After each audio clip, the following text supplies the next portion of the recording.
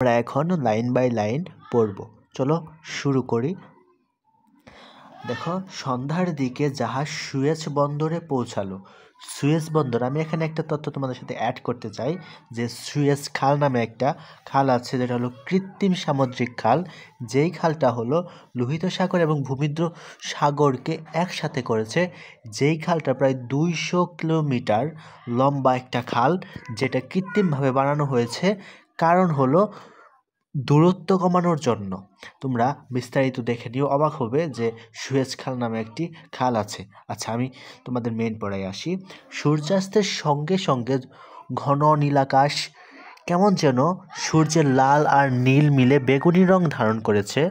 ভূমধ্যসাগর থেকে 100 মাইল পেরিয়ে মধু আসছে মন্দ মধুর ঠান্ডা হাওয়া। মধুর ঠান্ডা হাওয়া। আমরা সাদা দিয়ে পড়তে পারি না, আমাদের কালো দিয়ে পড়লেই ভালো হয়। আচ্ছা, দেখো, সূর্য অস্ত গেল। মিশর মরুভূমির পিছনে সোনালি বালিতে সূর্যরশ্মি প্রতিফলিত হয়ে সেটা আকাশের বুকে হানা দেয় এবং ক্ষণে ক্ষণে সেখানকার রং বদলাতে থাকে। তার একটা কঠিন রং চেনা কোনো জিনিসের রং, সেটা বুঝতে না বুঝতে সে রং বদলে গিয়ে আরেক জিনিসের রং ধরে ফেলে। আমরা বন্দর ছেড়ে মরুভূমিতে ঢুকেছি, অর্থাৎ তারা বন্দর ছেড়ে মরুভূমিতে ঢুকেছে। পিছনে তাকিয়ে দেখি শহরের বিজলিবাতি ক্রমেই নিষ্প্রভ হয়ে আসছে। তারপর দেখো, মরুভূমির উপর চন্দ্রালোক, সে এক অদ্ভুত দৃশ্য। সে দৃশ্য বাংলাদেশের সবুজ শ্যামলিমার মাঝখানে দেখা যায় না। সমস্ত ব্যাপারটা কেমন যেন ভুতুড়ে বলে মনে হচ্ছে, চলে যাচ্ছে দূর দিগন্তে, অথচ হঠাৎ যেন ঝাপসা হয়ে পর্দায় ধাক্কা খেয়ে থেমে যায়। তারপর দেখো, মাঝে মাঝে আবার হঠাৎ মোটরের দুমাথা উঁচুতে উঠে জল জল দুটি ছোট সবুজ আলো। এগুলি কি ভূতের চোখ নাকি? সে ভাবতেছে যে হয়তোবা ভূতের চোখ দেখা যাচ্ছে, যে মোটরের মাথা জল জল করে সবুজ আলো জ্বলছে। শুনেছি ভূতের চোখ সবুজ রঙের হয়। লেখক শুনেছে যে ভূতের চোখ হয়তোবা সবুজ রঙের হয়। কাছে আসতেই দেখি উটের কভার ভ্যান মানে হলো ক্যারাভান মানে হলো কাফেলা। এদেশের ভাষাতে যাকে বলা হয় কাফেলা। উটের চোখের উপর মোটরের হেডলাইট পড়তে চোখ দুটো সবুজ হয়ে আমাদের চোখে ধরা দিয়েছে। দেখো, তোমরা এটা ফিল করতে পারবা যদি তুমি রাতের বেলা কুকুর বা বিড়ালের চোখে টর্চ লাইট আলো ফেলো, তাহলে দেখবে যে সেখানে সবুজ আলো প্রতিফলিত হয়। মানে হঠাৎ করে দেখলে তুমি কিন্তু ভয় পেয়ে যাবে। এরকম একটা পরিস্থিতি লেখকের সাথে হয়েছে। ভয় পেয়ে গিয়েছিলাম, আর কেনই বা পাবো না বলো? মরুভূমি সম্বন্ধে কত গল্প, কত সত্য, কত মিথ্যা পড়েছি ছিল ছেলেবেলায়। তৃষ্ণায় যেখানে বেদুইন মারা যায়, মৃত্যু থেকে নিষ্কৃতি পাওয়ার জন্য বেদুইন তার পুত্রের চেয়ে প্রিয়তর উটের গলা কাটে। উটের জমানো জল প্রাণ বাঁচানোর জন্য। সে এরকম শুনছে। বেদুইন হলো যারা হলো মরুভূমিতে যাযাবরের মতো জীবনযাপন করে, তারা মূলত বেদুইন বলা হয় তাদেরকে। দেখো, এখানে কি বলছে যে উটের জমানো বাঁচানো জল খাবার জন্য তার পুত্রের যে প্রিয়তর, অর্থাৎ তার সন্তানের চেয়েও প্রিয়তর যে উট, তার গলা কেটে সেখান থেকে পানি বের করে। উট কিন্তু নিজের মধ্যে পানি সঞ্চয় করার ক্ষমতা আছে। পরবর্তী যদি মোটর ভেঙে যায়, যদি কাল সন্ধ্যে অবধি এই রাস্তা দিয়ে আর কোনো মোটর না আসে, স্পষ্ট দেখতে পেলুম এই গাড়ি রওনা হওয়ার পূর্বে 500 গ্যালন জল সঙ্গে তুলে নেয়নি। তখন কি হবে উপায়? মরুভূমির ভিতর দিয়ে যাচ্ছি। জাহাজে চড়ার সময় কি কল্পনা করতে পেরেছিলাম জাহাজে চড়ার সঙ্গে সঙ্গে ফুটকে মরুভূমির ভিতর দিয়ে চলে যাব? কতক্ষণ ঘুমিয়েছিলাম মনে নেই। যখন মোটরের হঠাৎ একটুখানি জোর ঝাঁকুনি ঘুম ভাঙলো, তখন দেখি সামনে সামনে সারি সারি আলো। কায়রো পৌঁছে গেছি। তোমরা অনেকে জানো যে মিশর বা ইংরেজিতে যাকে ইজিপ্ট বলা হয়, তার যে রাজধানী, সেই রাজধানীর নাম হলো কায়রো। শহরে ঢুকলুম। খোলা জানলা দিয়ে সারি সারি আলো দেখা যাচ্ছে। এই শহরতলিতে কতই না রেস্তোরাঁ, কতই না ক্যাফে খোলা, খদ্দরে খদ্দরে গিজ গিজ করছে। রাত তখন 11টা। আমি বিস্তর বড় বড় শহর দেখছি, কৈরোর মতো নিশাচর শহর কোথাও চোখে পড়েনি। কৈরোর রান্নার খুশ বাইরে রাস্তায় করছে, মাঝে মাঝে নাকে এসে এমন ধাক্কা লাগায় যে মনে হয় নেমে পড়ে এখানেই চারটি খেয়ে নেই। অবশ্য রেস্তোরাঁগুলো আমাদের পাড়ার দোকানের মতো নোংরা। অথচ রেস্তোরাঁগুলো যে পাড়ার দোকানের মতো নোংরা। সবাই নিকটতম রেস্তোরাঁয় হুমরুম করে ঢুকলুম, কারণ সবাই তখন ক্ষুধায় কাতর। তড়িঘড়ি 3খানি ছোট ছোট টেবিল, টেবিল একজোড় করে চেয়ারে বসিয়ে আমাদের বসবার ব্যবস্থা করা হলো। রান্নাঘর থেকে স্বয়ং বাবুর্চি ছুটে এসে তোয়ালে কাঁধে বারবার ঝুঁকে ঝুঁকে সালাম জানালো। মিশরীয় রান্না ভারতীয় রান্নার মামাতো বোন। অবশ্য ভারতীয় মুগলাই রান্নার বারকুশে হরেক রকম খাবারের নমুনা। তাতে দেখলুম রয়েছে মুরগি, মুসল্লম, শিক কাবাব, শামি কাবাব আর গোটা 5-6 অজানা জিনিস, যেগুলো সে লেখক জানে না। আমার প্রাণ অবশ্য তখন কাঁদছিল 4টি আতপ চাল, উচ্ছে ভাজা, সোনামুগের ডাল, পটল ভাজা আর মাছের ঝোলের জন্য। বাঙালি বলে কথা, দেশীয় খাবারের জন্য তো অবশ্যই প্রাণ কাঁদবেই। শত শত বলি কেন, অত শত বলি কেন, শুধু ঝোল ভাতের জন্য। কিন্তু এসব জিনিস তো আর বাংলাদেশের বাইরে পাওয়া যায় না, কাজেই সুখ করে কি লাভ। এই যে সুখ, আবার সুখ না, কিন্তু এ হলো দুঃখের সুখ। দুঃখের একটা সুখ আছে না, সুখ, সেই দুঃখের সুখ, কষ্ট।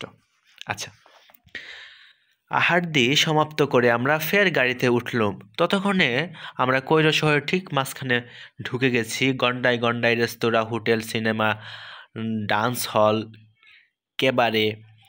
খদ্দরে তামাম শহরটা আজবাজ করছে, মানে গিজিগিজি করছে এরকম।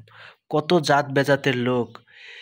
ওই দেখো, অতি খানদানি নিগ্রো, ভেড়ার লোমের মতো কুকরা চুল, লাল লাল পুরু দুখানা ঠোঁট, নাক বোচা ঝিনুকের মতো দাঁত আর কালো চামড়ার কি অসীম সৌন্দর্য। আমি জানি এরা তেল মাখে না, কিন্তু আহা, এদের সর্বাঙ্গে দিয়ে তেল ঝরছে। ওই দেখো সুদানবাসী, প্রায় সবাই 6 ফুট লম্বা। সুদানিরা অনেক লম্বা হয়, আর লম্বা আলখাল্লা পড়ছে বলে মনে হয়। দৈর্ঘ্যে 6 ফুটের চেয়েও বেশি। এদের রং ব্রোঞ্জের মতো। এদের ঠোঁট নিগ্রোদের মতো পুরো নয়, টকটকে লালও নয়। কৈরোতে বৃষ্টি হইলে দৈবাত, তাও 2-1 ইঞ্চির বেশি নয়, মানে মাঝে মাঝে বৃষ্টি হয়। মরুভূমিতে কিন্তু তেমন বৃষ্টি দেখা যায় না। তাই লোকজন বলে বসেছে হোটেল কাফের বারান্দায় কিংবা চাতালে। হোটেল কাফের বারান্দায় বা চাতালে। শুনলাম এখানকার বায়োস্কোপও বেশিরভাগ হয় খোলামেলাতে। মোটর গাড়ি বড্ড তাড়াতাড়ি চলে বলে ভালো করে সব কিছু দেখতে পেলাম না, কিন্তু এইবার চোখের সামনে ভেসে উঠল অতি রমণীয় দৃশ্য। নীলনদ, যা আমরা সবাই চিনি, নীলনদকে। আচ্ছা, চাঁদের আলোতে দেখেছি নীলের উপর দিয়ে চলছে মাঝারি ধরনের খোলা মহাজনী নৌকা।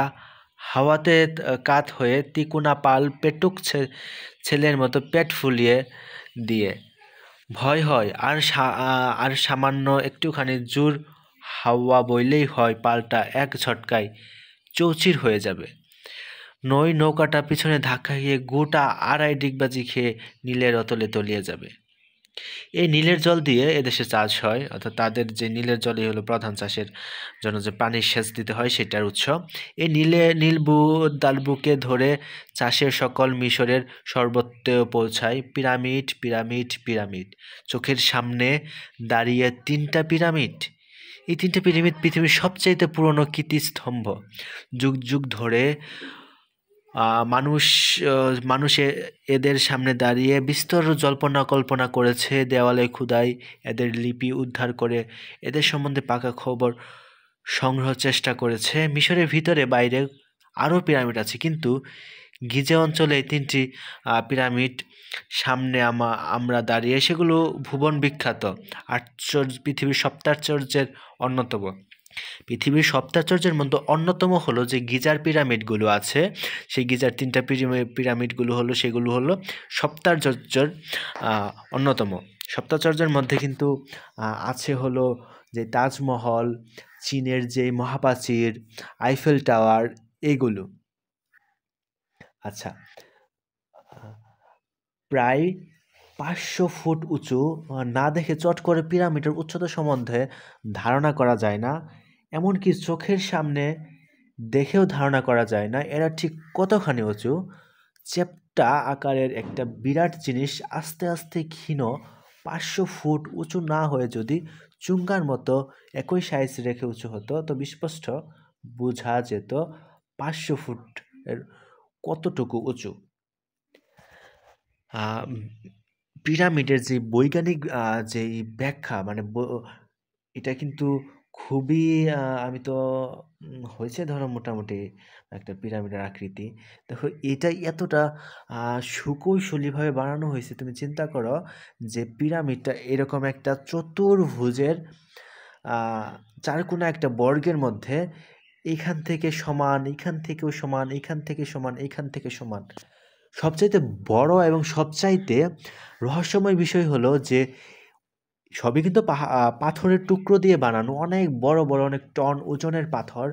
সবচাইতে আজব করা বিষয় হলো যে এগুলো এত উপরে মানুষ নিল কীভাবে। এটা কিন্তু অনেকজন মানুষ, তুমি হয়তো ভাবতে পারো যে অনেকজন মানুষ হয়তো বা হাতে ধরে নিয়ে গেছে, কিন্তু এটাও সম্ভব না। এর ওজন, এক একটা পাথরের ওজন অনেক বেশি। বিজ্ঞানীরা এখনও এর যে প্রকৃত ব্যাখ্যা সেই রকম এখনও বের করতে পারেনি, এবং এর ভিতরে প্রাপ্ত অনেক জিনিসের ব্যাখ্যা এখন মানুষের যে বিজ্ঞানীরা এখনও বের করতে পারেনি। তোমরা ইউটিউবে পিরামিড সম্বন্ধে যে মিথগুলো প্রচলিত আছে, যেই রহস্যগুলো আছে, সেগুলো দেখে নিতে পারো। আমরা আমাদের পড়ায় ফিরে আসি। আচ্ছা, আমরা ছিলাম হলো এখানে যে বোঝা যায় কত দূর চলে গেল গিজে ও কৈরো ছেড়ে বহুদূর চলে যাওয়ার পর হঠাৎ চোখে পড়ল 3টা পিরামিড, সব কিছু ছাড়িয়ে মাথা উঁচু করে দাঁড়িয়ে। আর তাই বোঝা যায় এই বস্তু তৈরি করতে কেন 23 লক্ষ টুকরো পাথরের প্রয়োজন হয়েছিল। টুকরো বলতে একটু কমিয়ে বলা হলো, কারণ 4-5 টুকরো একত্র করলে একখানা ছোটোখাটো ইঞ্জিনের সাইজের ওজন হয়। কিংবা বলতে পারো 6 ফুট উঁচু 3 ফুট চওড়া করে এ পাথর দিয়ে একটা দেওয়াল বানালে সে দেওয়াল লম্বায় 650 মাইল হবে। সবচেয়ে বড় পিরামিডটা বানাতে নাকি 1 লক্ষ লোকের 20 বছর লেগেছিল। ফারাওরা, অর্থাৎ যেই মিশরের তৎকালীন সম্রাট ছিল তাদেরকে ফারাও বলা হতো, ফারাওরা বিশ্বাস করতেন তাদের শরীর যদি মৃত্যুর পর পচে যায় কিংবা কোনো প্রকারের আঘাতে ক্ষত হয়, তবে তারা পরলোকে অনন্ত জীবন পাবে না। তাই মৃত্যুর পর দেহকে মমি বানিয়ে সেটাকে এমন শক্ত পিরামিডের ভিতরে রাখা হতো যার ভিতরে ঢুকে কেউ মমিকে ছুঁতে পর্যন্ত পাবে না। এই পিরামিডগুলো কিন্তু বানানোর উদ্দেশ্য ফারাওদের যে মৃতদেহ সেইটাকে রক্ষা করা। নিদ্রিতদের চোখে যেরকম পড়ে, আমার চোখে ঠিক তেমনি এসে পড়ল পশ্চিম আকাশ থেকে চন্দ্রাস্তদের রক্তছটা আর পূর্ব আকাশ থেকে নব অরুণোদয়ের আভাস। আচ্ছা, রাস্তা ক্রমে সরু হয়ে আসছে। রাস্তার দুদিকে দোকানপাটও এখনও বন্ধ। একটা কফির দোকান খুলে খুলি করছে। ফুটপাতে লোহার চেয়ারের উপর পদ্মা বাসনে বসে 2-4টি সুদানি দানোয়ার তসবি জপছে। খবরের কাগজগুলো দোকানের সামনে, অল্প একটু ভিড়।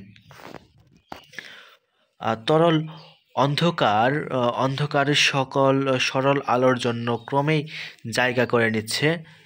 আধো ঘুমে আধো জড়ানো হয় সব নিয়েই যেন কিছু কিছু দেখা হলো। সবচেয়ে সুন্দর দেখা ছিল মসজিদের মিনারগুলো। এদের বহু মিনার দাঁড়িয়ে আছে আল্লাহর নামাজের ঘর মসজিদের উপর। মসজিদে যে নিপুণ মোলাময় কারুকার্য আছে, সেরকম সেরকম করবার মতো হাত আজকের দিনে কারোর নেই।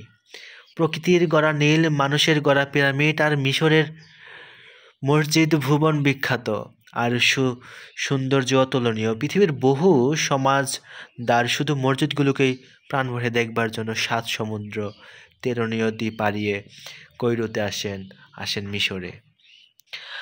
আমাদের গল্পটি এইখানেই মূলত শেষ হয়েছে। গল্পটি কেমন লাগলো তোমরা জানিও। দেখো, এটা কিন্তু একটা ভ্রমণ কাহিনী। দেখো, এই যে আগেকার মানুষেরা এরকম ভ্রমণ কাহিনী লিখে রাখতো, কিন্তু এখনকার তো মানুষ কোথাও ঘুরতে গেলে সেটাকে ভিডিও বানিয়ে রাখে। এখন যুগের পরিবর্তন হয়েছে, মানুষ হলো চেঞ্জ হয়েছে মানুষের রুচি। এখন আর লিখে বই প্রকাশ করে সেই বই মানুষ পড়বে এরকম সংস্কৃতি এখন আর মানুষের মধ্যে দেখা যায় না, যে মানুষের ভ্রমণ কাহিনী পড়বে। তবে ভ্রমণ কাহিনী পড়া উচিত। কেন পড়া উচিত? ভ্রমণ কাহিনী পড়লে সেই এলাকা সম্বন্ধে বিশদভাবে জানা যায়, বিশদ তথ্য জানা যায়, যেটা তুমি ব্লগ ভিডিও দেখলে কিন্তু সেটা তুমি জানতে পারবে না। আচ্ছা, আশা করি ভালো লেগেছে তোমাদের। আমি এখন ভিডিওটি এখানে শেষ করতে চাচ্ছি। সবাই আমার জন্য দোয়া করিও। আল্লাহ হাফেজ। আসসালামু আলাইকুম।